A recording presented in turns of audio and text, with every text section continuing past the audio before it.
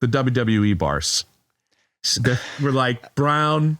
You didn't know what that texture was. It was on the outside, but it was like, it kind of looked like a muddled Hulk Hogan on the outside of it. You know what I'm talking about. It was somebody who was drunk that tried to draw the WWE characters. So I tried it once, and you're laughing because somebody else brought them up. But the reason why is because I have overrated as ice cream bars is in this. They're in the same category for me. So I'm not.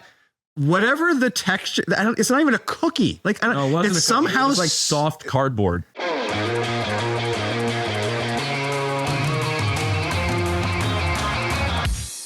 All right, it is Scoop City on a Thursday, presented by eBay. I'm James Palmer. We got boots on the ground today. We're bouncing around to all these different facilities. We're going to get a chance to talk to a bunch of our reporters, give us the lowdown on a lot of these matchups that we have our eye on in Week 4. Don't forget to like and subscribe. I got to say it, so you got to do it. Listen, this is what we're going to cover here. We're going to get an in-depth look from both sides of the Colts and the Rams. Is Indianapolis for real? We'll tell you why that a lot of people in that building think they actually are. And the Rams lost a heartbreaker to Philadelphia. Does that impact Week 4? And what's the one key aspect of their game that was exposed in Philadelphia that they need to correct against Indianapolis? And then there is a game between two undefeated matchups. That is the Tampa Bay Buccaneers and the Philadelphia Eagles. We'll get a chance to talk to Zach Berman about that exact matchup. And also Micah Parsons returns to Dallas. I'm not sure if anybody's talking about it, but we also have guys from both sides to break that down, and one of them will be in an automobile. But we're going to start with the Philadelphia Eagles and the Tampa Bay Buccaneers. The Bucs have survived being 3-0, even though they've won these games by a combined total of 6 points. They've won these games at the 59-second mark, the 6-second mark, and as time expired. But the offensive line's a little banged up. We know that Eagles' defensive line's really good. But let's get a look at what's happening in Philadelphia right now. Zach Berman covers the Eagles brilliantly for us at The Athletic. And Zach, I know I read everything that you write. I haven't, for some reason, I'm not sure if you have my address, not received leap year yet. But congrats on the book, brother. Tell me real quick about this book that has just come out by you about this Eagles team from last year. Yeah, I appreciate that. Just a quick elevator pitch. It takes you behind the scenes of the Super Bowl season. It really takes you from the red confetti at the Super Bowl 3 years ago to the green confetti last year. And it's called Leap Year, obviously, because Saquon Barkley made that leap. It happened in 2024, but it examines the leap that the Eagles took from where they were to where they are. So you go behind the scenes, you're in the locker room, you find out kind of the drama of the season, and you really learn about the characters under the helmet. So excited for the audience to read it. I love it. I love it, man. Everybody make sure you go out and grab it. Zach is a brilliant writer. And listen, you talked about being behind the scenes, being in that locker room. The first question I have for you is this. You've won 19 of 20 if you're a Philadelphia Eagle. Yet everybody from Drew Brees on down is going, I just don't like the way they play. It's boring. Like, does that bother anyone in the room? Do they care, Zach? Like, I want to know what the team thinks of this kind of strange narrative, even though they're winning, that has kind of come about. Well, I don't think they care about the perception of it, right? You know, it goes back to what you and I spoke about a few weeks ago, where all Jalen Hurts cares about is winning. Yes.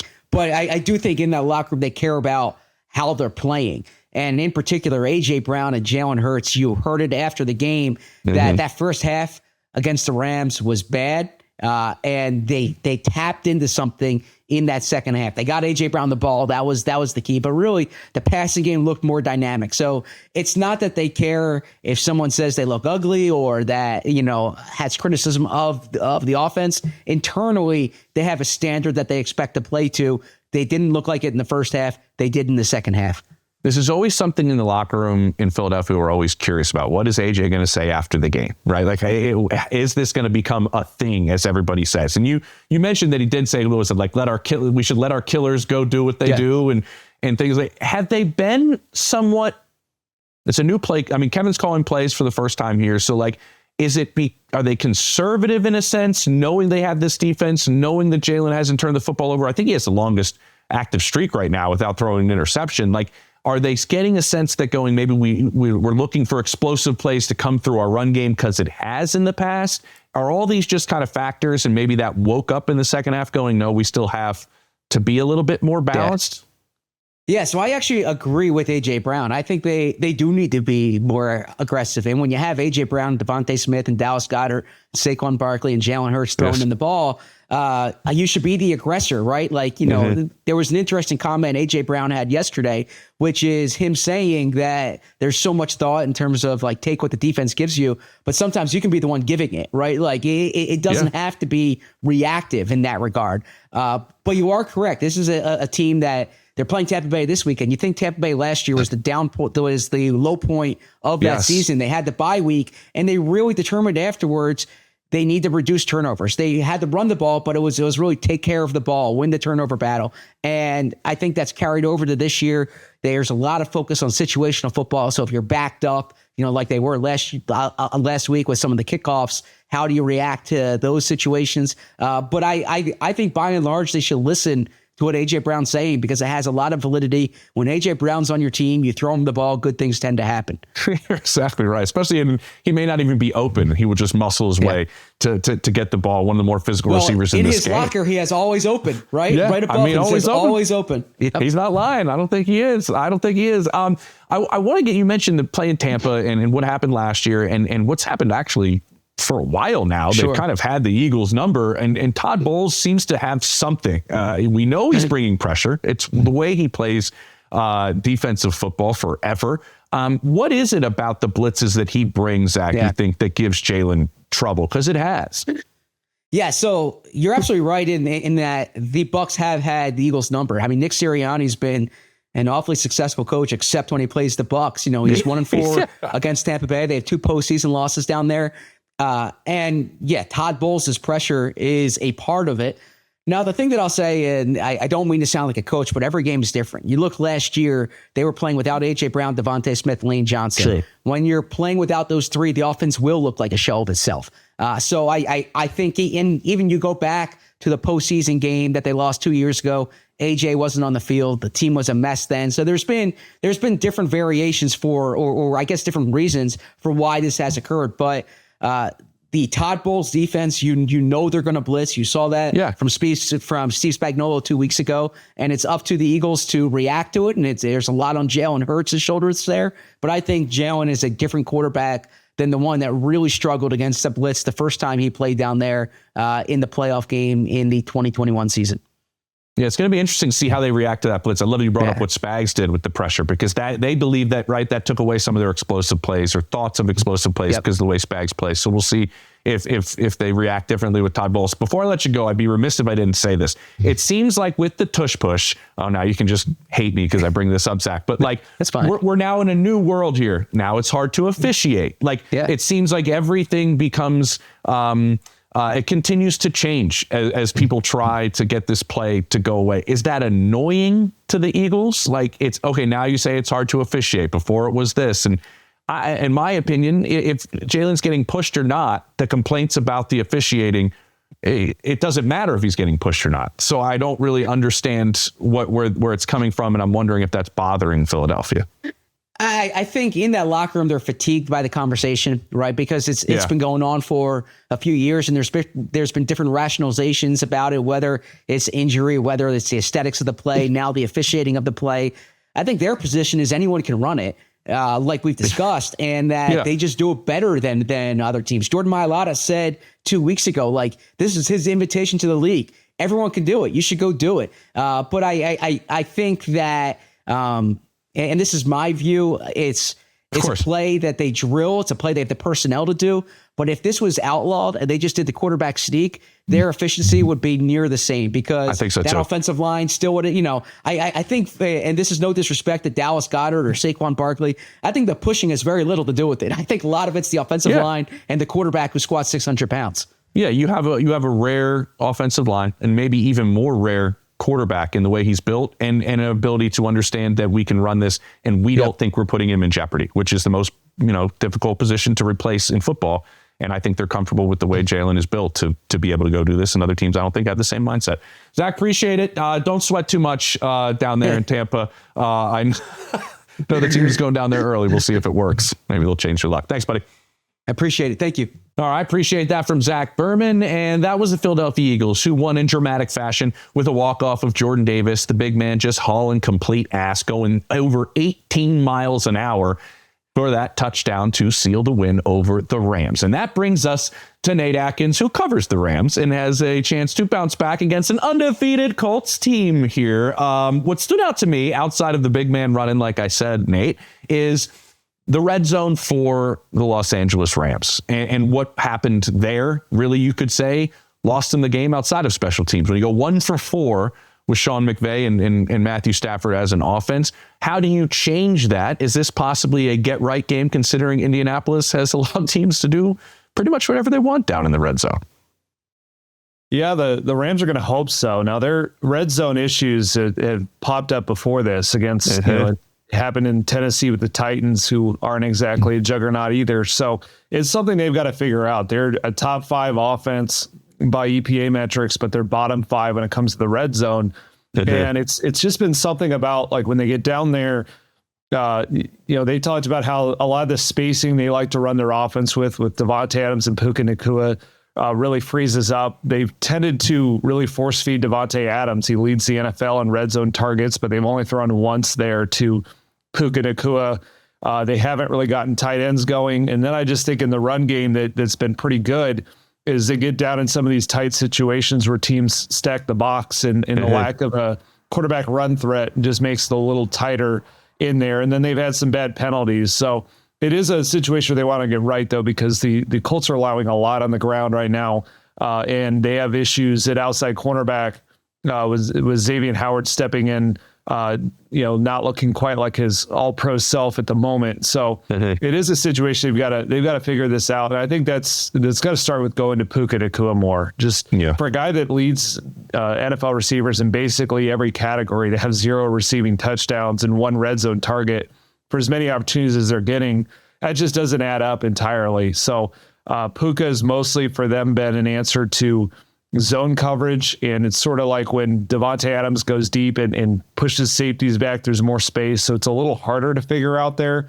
But there's got to be something in how Matthew Stafford and Sean McVay diagnose pre-snap to figure out some of these matchups, use play action down there, 12 personnel, which they played a lot more of this season than normally they do under Sean McVay. Some mix of all of that has got to lead to more red zone success, because that was ultimately the story against the Eagles. If they turn a few more of those long drives into touchdowns, you would like to think when you go up 26-7, you're going to win anyway, but it's Eagles in their house. It's Jalen Hurts and it's AJ Brown, it's Devontae Smith. They've got to be able to really, really put the foot on the throat sometimes. And that's what they couldn't do on Sunday. That's what they need to do if they have that opportunity this Sunday. And not only will it help them obviously get more points on the board, but it helps their pass rush even more when teams get into that must-throw situation. And that's going to be important on Sunday, to, as well as Daniel Jones has played, you still would rather him drop back every snap against that pass rush than have to deal with Jonathan Taylor. So that is going to be a big key for Sunday. Yeah, let's talk about that pass rush, Nate, because we saw this Colts offense with Daniel Jones be borderline unfazed by the pressure that Denver Broncos brought. And you can see some similarities between how good both of these fronts are with the Rams and with Denver. And that pressure didn't seem to really make Daniel Jones drop his eyes, didn't make him seem like he kind of found, the pressure bothering him in a sense. How can they make their pressure impact Daniel Jones differently than, say, Vance Joseph's group with Denver a couple weeks ago? I think one of the issues from that Denver game is that the Broncos looked, probably rightly so, at Daniel Jones's career and realized he's really struggled with the blitz. And so they wanted to come after him, and he just tore them up against the blitz. And I think the big difference here is that the Colts have so many receiving weapons right now. Tyler Warren has really changed that, is that it's just hard to really limit your numbers in coverage against this team. And so I don't think the Rams are going to do that now that they've seen how Daniel Jones is handling the blitz. They're not that they're not going to do it, because I promise you they will bring a safety on a blitz a couple times this game, but it's not going to be the thing that they rely on because they have enough guys in the front four to really get after it. You got Jared Verse on one side, Byron Young looks really good on the other side. They've mixed in a rookie and Josiah Stewart, Braden Fisk and Kobe Turner can get after it. And they'll do some stuff with the alignments, I think, where they'll overload certain sides and they'll flip the matchups between Verse and Byron Young. But I think they'll have a little bit easier time because I don't think Colts right guard Matt Gonzalez is going to play. He's currently in a boot right now. That's been a huge part of what has helped the Colts out, is they all of a sudden found a right guard who looks like a star out there to replace Will Fries, and it's all come together for them.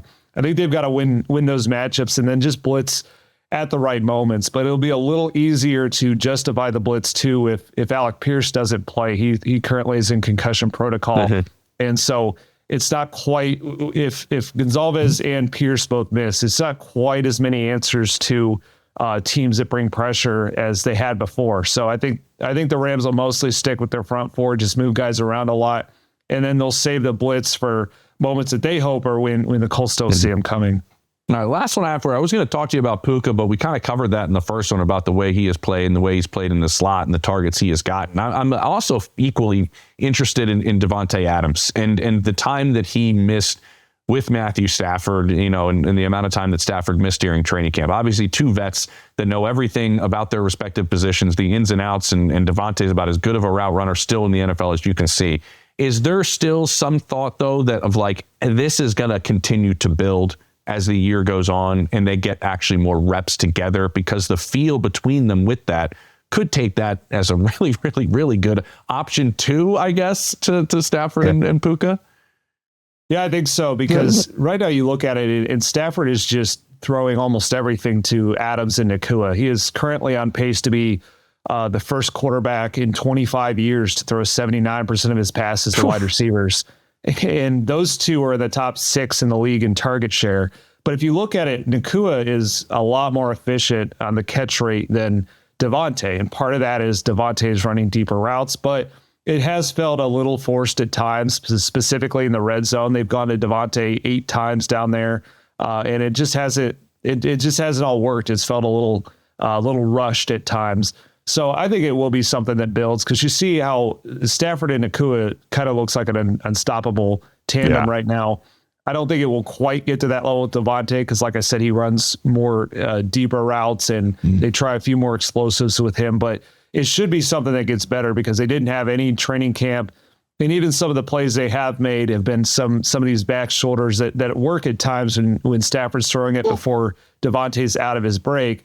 But there have been times it hasn't. They had him for a kill shot in the fourth quarter on a deep post that Stafford released when he cut out of his break, but they couldn't time that up. And that happened a couple of different times. So it should be something that builds. I don't know if this is the week it'll take off, because Devontae is currently dealing with a hamstring injury, missed Wednesday's practice. He typically sits out Wednesdays as it is, and that's been part of the challenge, is that they're not getting a lot of in-season practice reps either. The games are really where they're starting to figure this out, but you see enough of the flashes so far just in their first 3 games together to think that if they get more time doing this, and especially as defenses have to give more attention to Puka Nacua now that he's leading the NFL in receiving, I think it's going to open up a little bit more for Devontae Adams, and they'll take advantage of it for as long as the two of them can stay healthy. That's kind of a concern when Devontae has the hamstring and Stafford's managing the back.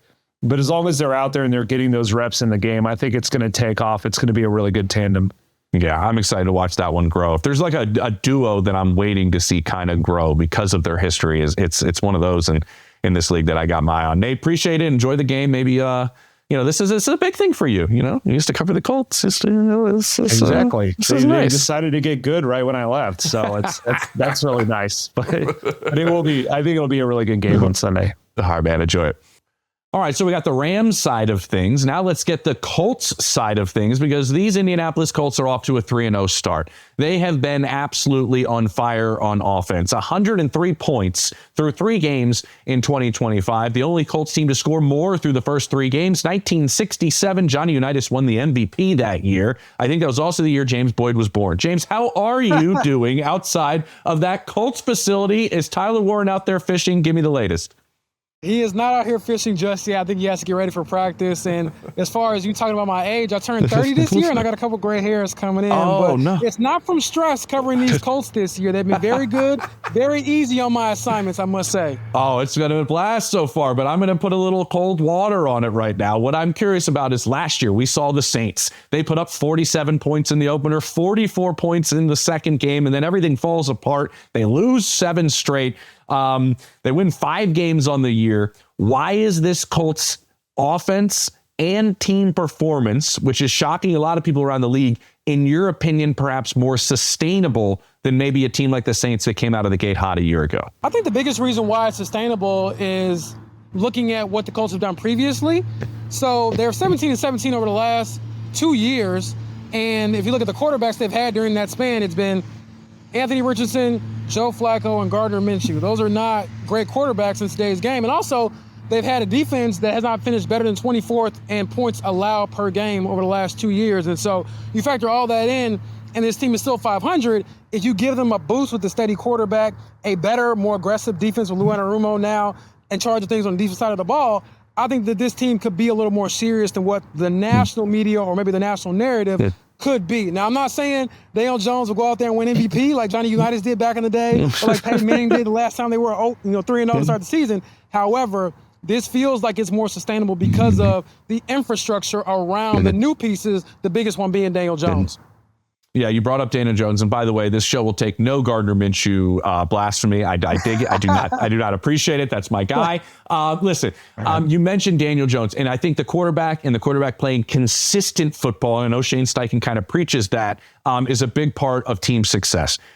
There's still a stigma around Daniel Jones, right? That this won't be a consistent thing for the course of the season. What is different in him as a quarterback in this short period of time that the Colts see that is maybe the exact opposite or just the antithesis of what we've seen from Daniel Jones up until this point as an NFL quarterback? I think a lot of it has to do with how he's handled the blitz, quite honestly. And perhaps that's because he has a better offensive line around him. But even when he's had pressure in his face, James, he's been exceptional. I believe he has a league high right now, 435 passing yards against the blitz, which, again, most quarterbacks struggle in those scenarios. And for Daniel Jones, that was perhaps one of his weakest areas in New York. I mean, everyone knew if you want to rattle this guy, just get after him. But this time around, that has not worked. The Colts have been blitzed among the top players or top teams, in the league.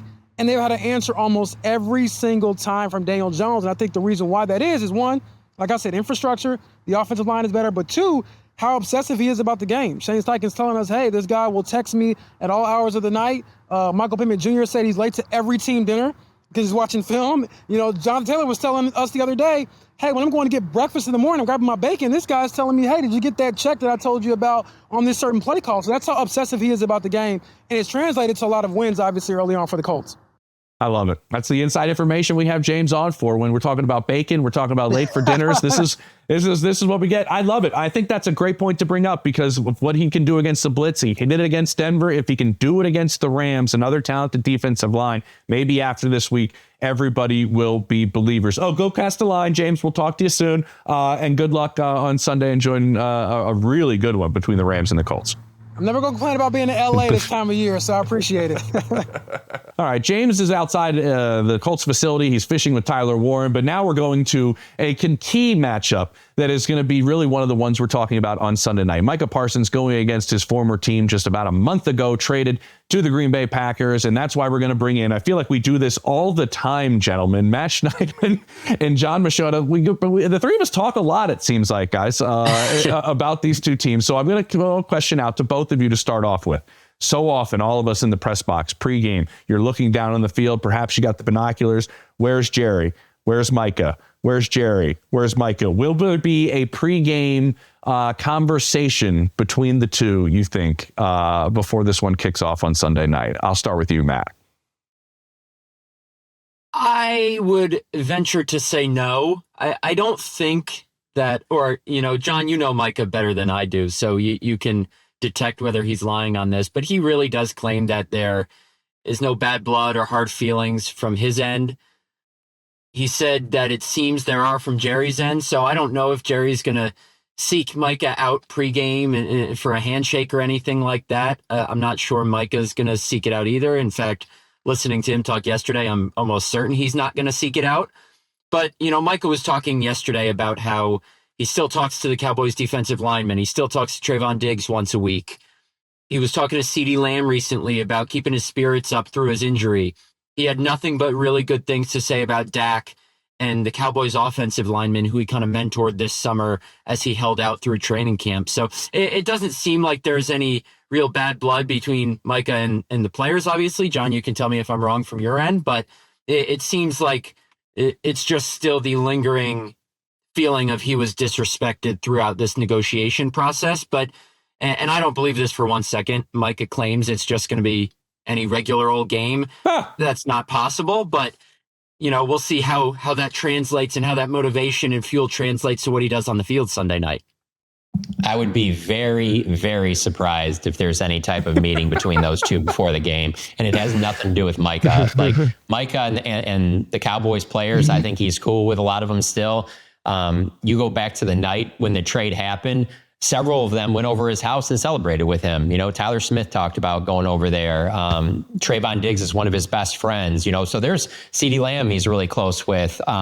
So no, the players will be fine, but no, Jerry holds grudges like no other, and he can say whatever he wants and he'll say that everything's fine. But I believe that it got to a level to where it was personal with Jerry, and that's why this ultimately happened. And he ended up parting ways with a star player. So it is interesting that all this happens while this Netflix series comes out. So you can compare it to, on one side, the Herschel Walker trade, but also the Charles Haley trade that came with him. But then also you can compare it to the Jimmy Johnson and how long they held a grudge against each other. And I certainly feel like when I heard Micah tell you guys yesterday, Matt, that he hasn't talked to Jerry since that OTA meeting on the field, and just being at all the training camp and seeing how much they were on this same area together and they would never talk, never walk by. Yeah. Jerry would be up in the tower. Mike would be leaning up against it down at the bottom of the tower. They never really talked at all then. I would find it very hard to believe that Jerry's going to go seek him out on the field before the game one day, but it won't be this Sunday. All right, John, real quick. What will it be like? You mentioned before the game, after the game, when Jerry talks to all of you guys post game of every game, and this is a nationally televised game with a dominant defense that only got better with Micah Parsons. If the game is dramatically lopsided, what does that do for this Cowboys season and the perception of Jerry? Does it grow to a level we haven't seen before? What would be your take if that is what ends up happening on Sunday night? I don't think it'll grow to a new level because it's already at a pretty high level right now when you just look at where these two teams are at and just how bad the Cowboys defense is. And with Micah Parsons, this would still not be a very good defense. They would be much better than they are, but it wouldn't be a good defense. There's just too much negative things happening on the back end of that defense, too much miscommunication and things like that for it to say, oh, if Micah was here, that pass rush would just shore everything up and they would be fine. No, there's definitely some issues back there. So it's already at a level where I think most people are out on Jerry Jones in Dallas and don't think he knows what he's doing. So I don't think there's anything that can happen in this game. The only way I think that you could get people back on Jerry's side would be in a couple of years when you see what he gets for those draft picks, and in a couple of years when you see what Micah Parsons does in Green Bay. But if he delivers a Super Bowl to Green Bay, I don't think Jerry ever comes back from this one. Oof, that's a strong word right there. It's a ways away, but there's a reason why John brought it up, Matt, is that this team is talented enough to go to a Super Bowl. They're talented enough to win a Super Bowl in Green Bay. Obviously, offensively, that wasn't the performance they wanted against, granted, a very good Browns defense. What do you need to see from Jordan Love and the way he runs this group after going against that Browns defense to against this Cowboys defense that makes you go, okay, that was maybe an anomaly, or maybe there's something that you're concerned with this offense right now? Well, yeah, I've been covering this team for 7 years now, and that is right up there with the most stunning losses I've ever seen. We knew the Browns defense was good, but I think the most telling stat from that game was through the first 2 weeks of the season, this is next-gen stats, Jordan Love led the league in average depth of target with 12.5 yards per pass attempt. And in week 3, he ranked last in the NFL with 1.6 average depth of target. So that defensive line over there in Cleveland gave Jordan no hope to really develop anything downfield. The Packers were down 2 starting offensive linemen. They're going to be down 2 starting offensive linemen, it's Zach Tom and probably Aaron Banks again this week. So what I'm looking for from the Packers offense this week is give Jordan Love a chance. Give him a chance to, throw some of those intermediate to deep routes, because right now, I don't know the exact rankings, but going into week 3, Josh Jacobs was facing the 5th highest percentage of stacked boxes among all running backs. And then in week 3, he faced the 2nd highest percentage of stacked boxes among all running backs. So they need to find a way to get teams to take a guy out of the box. And the only way you're going to do that is by hitting a shot or two downfield, or at least taking a shot or two. But they didn't even have time to take a shot or two. So this offensive line needs to hold up and give Jordan Love some time so that they can manipulate opposing defenses better than they did last week. Yeah, you know what? On the other side, John, Dak has taken a lot of shots downfield. I think there's a lot of people around the league who think Dak's playing pretty good football through 3 weeks. And now you lose CeeDee Lamb, someone he has unbelievable chemistry with. You can't replicate that, right? That's just kind of something the two of them have. But talking to some people over this course of this week, this is an opportunity for George Pickens, like not just for the Cowboys, but for 31 other teams possibly, as he's on this 1-year prove-it deal. What do you think we'll see from Pickens in this opportunity that he may have for a couple weeks here, and it starts off against this Packers defense? Yeah, I think he's going to play well. I think he'll put up some good numbers just because I expect the Packers to score almost every time they have the ball against this defense. So it'll just be that type of a game. So if you had CeeDee Lamb, he's the clear one. That's the best rapport that Dak's had with any pass catcher in his career. Yeah. And so that's a big loss for them. And George is a really good player, but George and Dak are not on the same level as CD and Dak. So it'll have to come in a variety of ways, but I think George will play well. He had a costly drop that turned into an interception last week, and he was really beating himself up about that. But we've seen glimpses of him being that number one type of receiver, and he'll have opportunities to do this, but I just don't see any way that that's enough. Yeah, I mean, he has the skill set. We all know that. He has the talent to be a true number one on a lot of teams, but you're right. You can't replicate what Dak and CD have. I do like that Jay Ferguson has been balling. He's on my fantasy team. Listen, talking about number one wide receivers, Matthew Golden is kind of somebody that everybody was excited about coming in, Matt, and I'm just kind of curious what the take has been so far with rookies. You never know how quickly it develops, right? What the process is. What is the take on Matthew Golden right now? Is, this was a guy that we go, oh, wow, we're taking a receiver in the first round and now we want instant results. That hasn't entirely been it yet, but what's the consensus on Golden right now? Yeah, it's not necessarily for a lack of opportunity or a lack of ability. If you think back to their week 2 win over the Commanders on Thursday night, Jordan Love underthrew him on what should have been about a 35-yard touchdown on a 4th down early in that game. And then Jordan Love overthrew him after Golden beat 2 Commanders DBs deep, and that should have been a 92-yard touchdown. And then last week against Cleveland, backed up in their own end zone on 3rd down, Jordan Love hits Golden down the right sideline for what should have been another 92-yard touchdown, but Golden didn't realize he had as much space against the safety, and his momentum kind of took him out of bounds. They made more of a concerted effort to get him involved last Sunday. The first pass, quick game, right to Matthew Golden. He's going to be involved. Whether he breaks that long one, that's only a matter of time. But I think the ability that we saw during training camp, the talent, it's still there. It's just a matter of when everything comes together in terms of Jordan Love's accuracy, Matthew Golden getting open, the right situational stuff. I understand that everybody, and maybe this is partially my fault, because I pumped him up so much because of how good he looked in camp, wants this kid to produce right away. But I think, especially with how the Packers passing game works and how many options they have, it might take a little time for him to fully establish himself as that true number one. But without Christian Watson here for the next couple weeks and Jayden Reed for perhaps the next couple months, Golden's certainly going to have his opportunities. Before we run, John, I just thought of this and I got to ask you, I know it's early, but what Caleb Williams was able to do last week, what Russell Wilson was able to do 2 weeks ago, and those quarterbacks have had some of their struggles this year. If there's another poor defensive performance, is there a chance Matt Eberflus doesn't survive the season as the defensive coordinator in Dallas? No, I think he survives it. I mean, Mike Nolan survived it in 2020. There's a lot of 2020 feel going on right now. That was Mike McCarthy's first year. So, a regime change, new coaching staff. This has got a lot of that same feel to it, including a random win that they probably shouldn't even have won, which they did against Atlanta that same 2020 season. Now, they did get it on track a little bit towards the back half of the season. The problem is with this Cowboys team is that that's the toughest part of their schedule. For them to have any hope of making the playoffs, they were to get off to a hot start. And so when you watch the way that they played against Caleb, you're looking at it like I saw just him sail just as many throws as he sailed the first 2 weeks.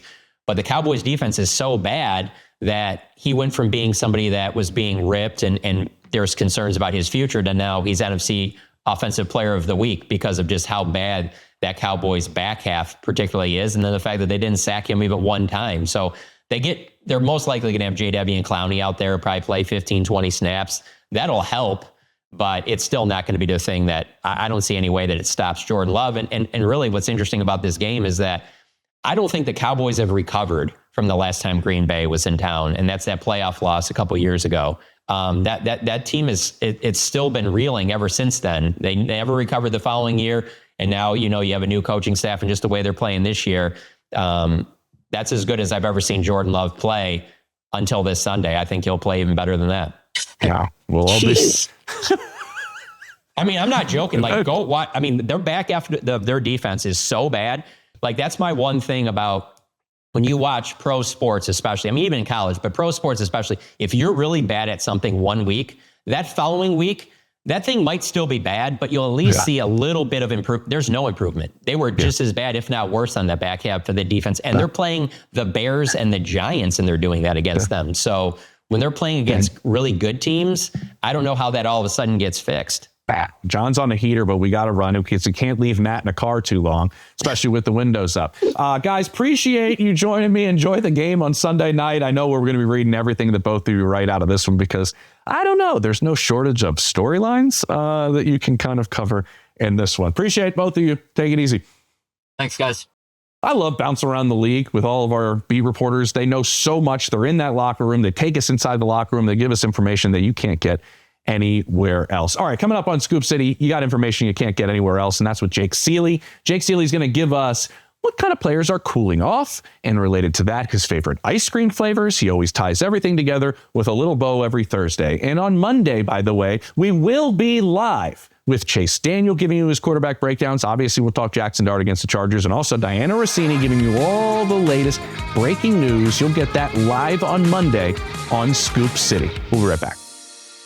All right, welcome back to Scoop City, presented by eBay on a Thursday. I'm James Palmer, and you know what a Thursday means. It's Jake Seeley and I chatted up somewhat about fantasy football, somewhat about our fantasy lives. Jake, how you doing? I'm doing great, although I'm really interested to see why you have beef with my top 10 list this week. I do have beef with your list this week. This week's list is the delicious treats you would get when you heard that song. You were out there, I'm playing stickball with a broken hockey stick with a bunch of my buddies and a one-bounce tennis ball. And you'd hear that noise, and here comes the ice cream truck. And what are you running with the change in your pocket to buy out of that ice cream truck? You have the Turtles number one. I think we have a Ninja Turtles like situation going on with most of these lists now that I think about it, with video games and... I actually ranked the top 10 Teenage Mutant Ninja Turtle villains last year. So if I could always bring that one. Yeah, bring it back. I want to see that one. See, I did Turtles because it's my favorite of all of them. It's any of the characters, SpongeBob, Spider-Man, any of those soft, I don't even know if it's ice cream, whatever that texture of stuff was, that fruity it was like stuff between that had the soft gumballs. served and ice cream, but in a ridiculous color. Yes. Yeah, that's the way it worked. I like a lot of the lists. I like what I wish was higher was the bubble play at number 7. I was a huge bubble play guy. A lot of people didn't know what that was. Really?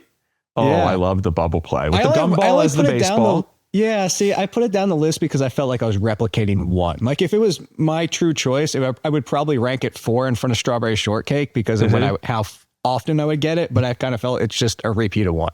Yeah, how many push-up pops do you think you could have? I got it. Flintstone push-up pops? Oof. That was over. Box of them. Just yeah. It was I said, over. but like the worst case scenario is when that paper, every once in a while, it would start to disintegrate underneath it. And then all of a sudden you just had it running down your hand. Oh, 100%. But you felt like you had to keep the plastic part for some reason. I was like, I feel like I could do something with this.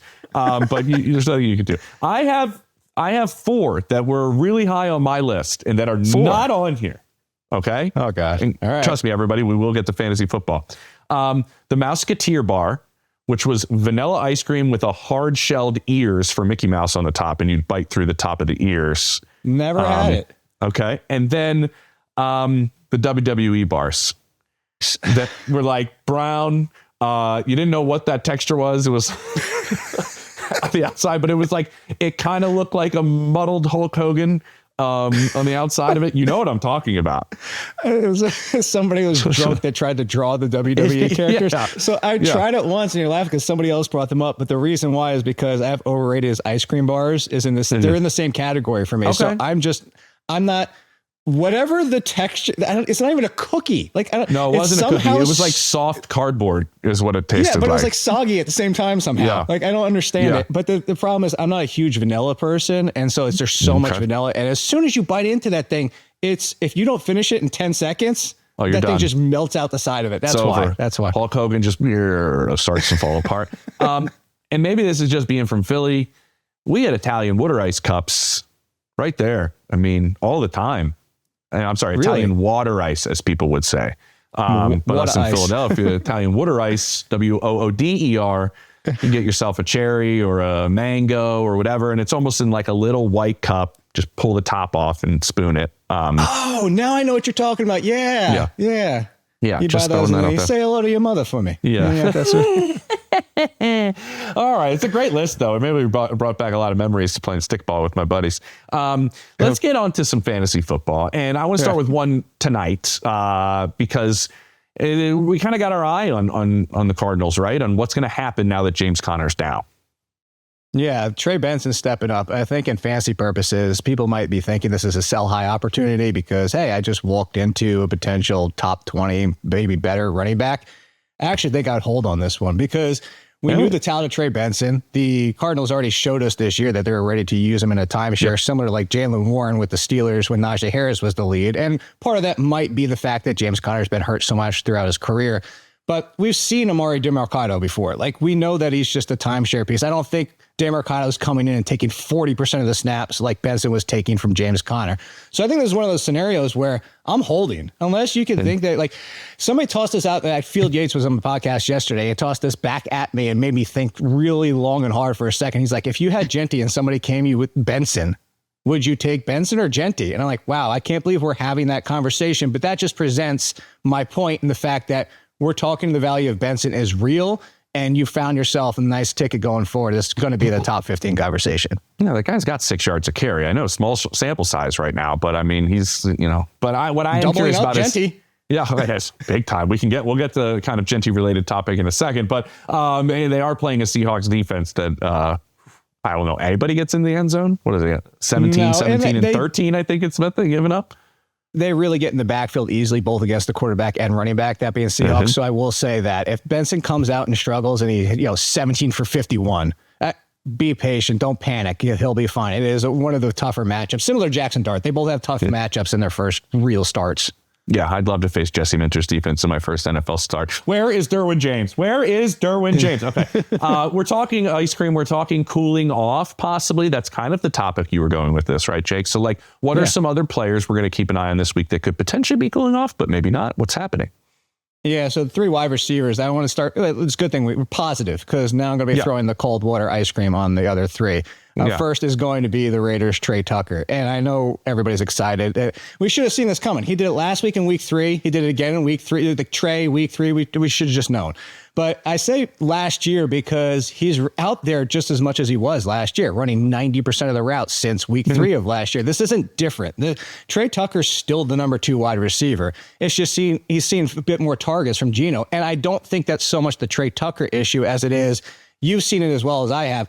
Something's off from Brock Bowers since week 1, and it's probably the injury. He doesn't look like Brock Bowers.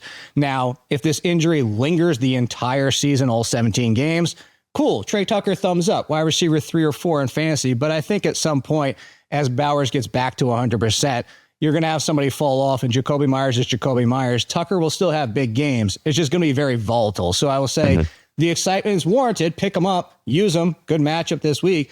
But just be cautious in the fact of expecting that all of a sudden you found a top 25 wide receiver, unless you're seeing something different in Brock Bowers than I am. I agree with you. I think it's the injury. I think he's almost playing a little bit of a decoy out there. Like, yeah, Brock is out here, guys. He's still the best tight end in football. Look over here. Brock's not running like we usually see him. And I think that's, something that defenses have kind of noticed. So I kind of see what you're saying with Trey Tucker. And maybe, everybody who owns Ashton Genty right now in a fantasy league is going, could you please throw it outside the numbers? Can you please spread out a defense in some capacity? Our offensive line cannot block right now. What else do we have at the receiver position? So 2 more, and I'll give you one that's kind of in between and then some massive cold water for the last one. But for right in between right now, take Tyquan Thornton. He is a right now guy. We know Xavier Worthy. I'm baffled by I'm going to put this in quotes, full practice, because a separated shoulder that probably needs surgery at some point with the brace. And I know it's a soft brace and all that, but like the full practice really makes me go, I don't know if I believe you here, because talk about a decoy. But the good thing about Thornton is that he's top 5 in the league right now for his team's air yards percentage. And the fact that not only is Patrick Mahomes throwing downfield more than he has the past 2 years, he's doing so and connecting with Thornton. And you want to talk about a good matchup for that this week. And we know Rashee Rice is coming back, but we're still 3 weeks away from that. So Thornton right now, if you told me Tucker versus Thornton, I would actually take Thornton, but knowing that it's a limited window, it's probably going to end. It's probably going to turn into, you're not going to know the good games from the bad games once Rashee Rice is back. But until that happens, I think you can use Thornton.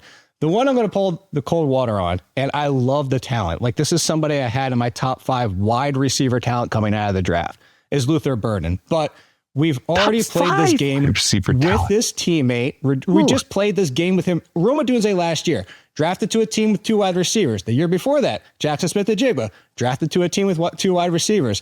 Unless DJ Moore gets kicked to the curb, traded, benched, we're talking about somebody who just played 30% of the routes. We're talking about, I went back in history, and the last time, so Tyler Boyd within the last 20 years is our best case scenario of a 3rd wide receiver being productive in fantasy, and he was still only wide receiver 40.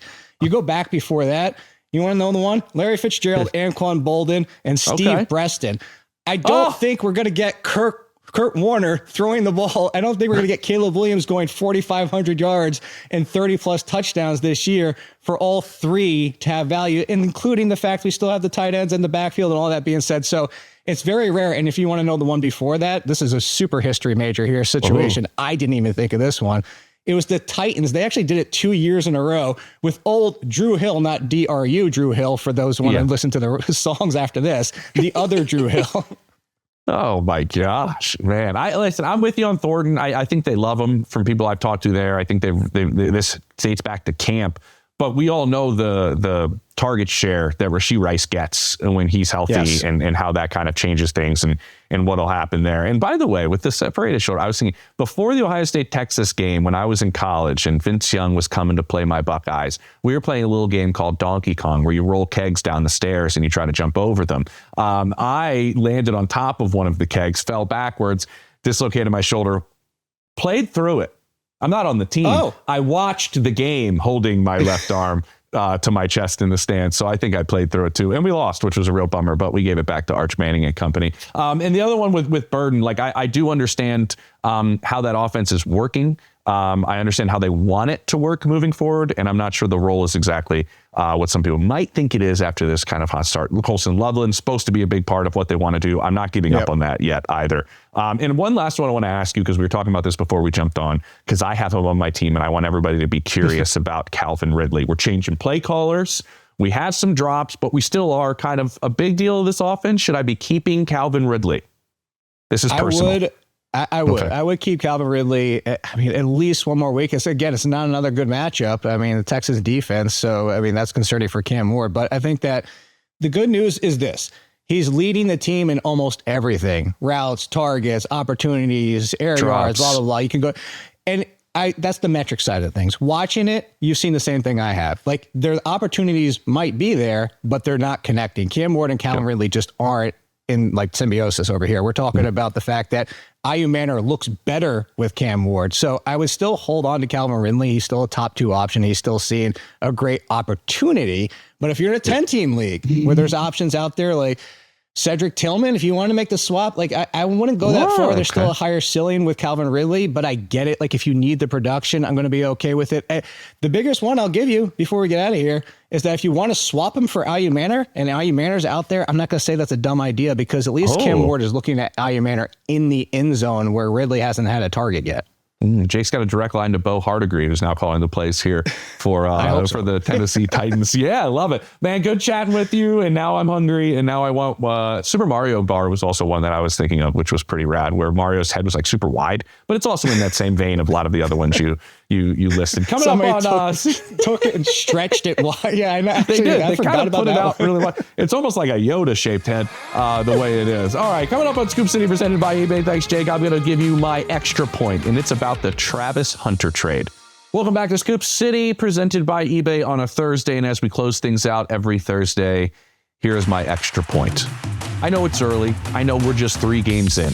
But right now, it appears that the Browns made the right move of trading out of the number 2 spot, passing on Travis Hunter, and acquiring the capital that they did so by moving back. Now, again, it's early. The Browns loved Travis Hunter, to my understanding. I'm told they wanted to make that pick, but also saw where their roster was and saw the benefits of making the move. Again, it's just 3 games, and Travis Hunter's trying to do something we've never seen anyone try in the NFL. Let's give that time. But right now, where we're at, we often question the Browns front office and the moves that they make. But moving back, they end up getting Mason Graham, who we know has been outstanding at the defensive tackle spot. The second-round pick that they got, Quinshon Judkins, leads all rookie running backs with 155 yards and missed week 1, and he looks like a player you can build your new running back room around, and they also got another back in the draft. In this draft, they also got Harold Fannin Jr., who I just wanted to mention because some people had some questions about him as a tight end coming out of this draft class that was so talented and so deep and so top-heavy. But right now, he leads all rookies with 15 catches and has surefire hands for whoever's going to be quarterback moving forward. And speaking of Mason Graham on that defense, Carson Schlesinger comes out of this draft class as well, who is manning the middle of that defense and playing outstanding in his own right. This defense is legit. They're the number 1 defense in football. They've only given up 204 yards a game. That's the fewest a team has given up since Jim Schwartz arrived in Cleveland 2 years ago. So right now, it looks like the move has paid off. They have a new young core that is a part of this group moving forward. So right now, when we look at this Browns team, we look at it being a team that maybe could be pretty good by the end, but continues to play this season as kind of one that has a big question mark at quarterback and kind of close your hands and pray that something happens at that position. They have 2 rookies there now, and the other part of the Travis Hunter trade is an added first-round pick in next year's draft, which they can use as ammunition to be flexible to move around for whatever quarterback they desire if they do in the 2026 draft. So 2026 Browns might be very interesting. But right now, with the way they're playing on defense and some of these rookies, they're kind of interesting right now.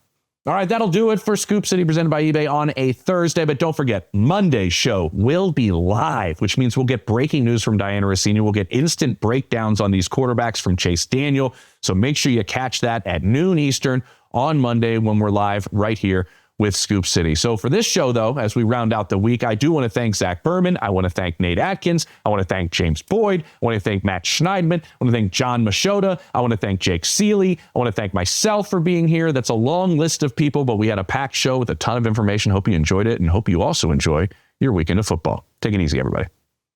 Thanks for watching Scoop City. Don't forget to like, subscribe, and feel free to leave a comment. New episodes of Scoop City drop every Monday, Wednesday, and Thursday.